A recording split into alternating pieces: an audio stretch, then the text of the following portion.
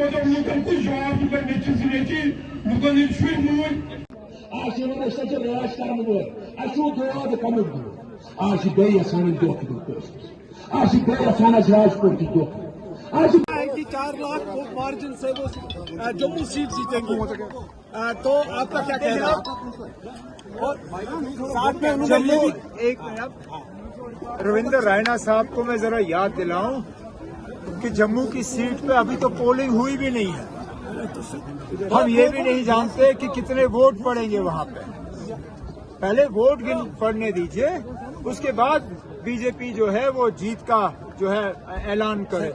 फिलहाल तो हमें उनकी उधमपुर की सीट जो है वो खतरे में नजर आती है। और उसके साथ साथ बीजेपी ने दावे तो बहुत किए हैं कश्मीर में, मैदान क्यों छोड़ा? आखिरकार क्या मजबूरी बनी रविंद्र रायना साहब जो तैयारी कर रहे थे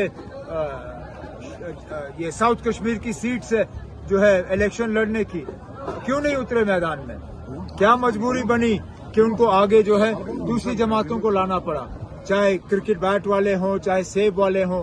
आखिरकार वो अगर काम कर रहे हैं यहाँ पे तो बीजेपी के लिए कर रहे हैं, तो बीजेपी को यहाँ जम्मू कश्मीर में कम से कम ज्यादा दावे नहीं करने चाहिए।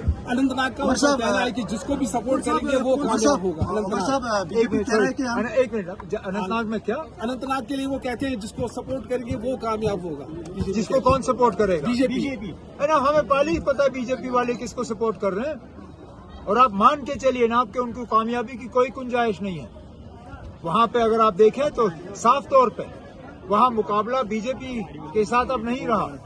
वहां नेशनल कॉन्फ्रेंस का मुकाबला बदकिस्मती से हमारे ही एक दोस्त के साथ है जो कल तक हमारे साथ थे, लेकिन बदकिस्मती से सीट की लालच में वो हमें छोड़ के चले गए। अब नेशनल कॉन्फ्रेंस का मुकाबला उनके साथ है, हमारा मुकाबला बीजेपी या बीजेपी की बी या सी टीम कम से कम साउथ कश्मीर में हमारा मुकाबला बीजेपी और बीजेपी की बी टीम के साथ नहीं है। उमर साहब बीजेपी का कहना है कि हम 400 पार करेंगे। उमर साहब कर पा रही है बीजेपी अपने कैंडिडेट्स का ऐलान? उन्होंने ऐलान कर लिया है, उन्होंने ऐलान कर लिया है। अब आप तक है कि आप उनके ऐलान को समझ पाओ या नहीं। जनाब होम मिनिस्टर साहब जब जम्मू आए उन्होंने क्या कहा कि हमें कोई जल्दी नहीं है, हम जो है कश्मीर में क्या कहा उन्होंने, कमल के फूल का को खिलाने में हमें कोई जल्दी नहीं है। उसका सीधा सीधा मतलब ये है कि बीजेपी वाले जो है अपनी बी टीम और सी टीम का इस्तेमाल कर रहे हैं। अब जब बीजेपी के बड़े बड़े लीडर श्रीनगर आते हैं वो किससे मिलते हैं, वो किसके घर जाते हैं, वहाँ कहाँ किन किन से मुलाकात होती है, उसी से आपको पता चल जाता है ना कि बीजेपी वालों ने मैदान नहीं छोड़ा है। बीजेपी मैदान में है, फर्क सिर्फ इतना है कि मैदान में वो अपने सिंबल का इस्तेमाल नहीं कर रहे हैं। उमर साहब सिंबल उनका बैट होगा, सिंबल उनका सेब होगा, लेकिन है वो बीजेपी। उमर साहब बीजेपी का कहना है कि हम 400 पार करेंगे और कांग्रेस का कहना है साउथ में हाफ और नॉर्थ में 0 है। ये किस हवाले से है? मैं आपका सवाल ही नहीं समझ पाया। बीजेपी का कहना है कि हम 400 पार करेंगे इस साल। आप लोग इंतजार करिए, 5 जून को हम बात करेंगे ना कौन 400 पार करता है। आप क्यों इस बात पे जा रहे हो?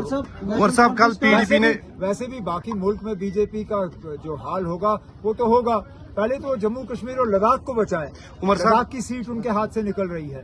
उधमपुर की सीट में कल के पोलिंग के बाद लग रहा है कि वो उस सीट को बचा नहीं पाएंगे, मुश्किल से। अब देखते हैं जम्मू में उनका क्या हाल हो जाता है।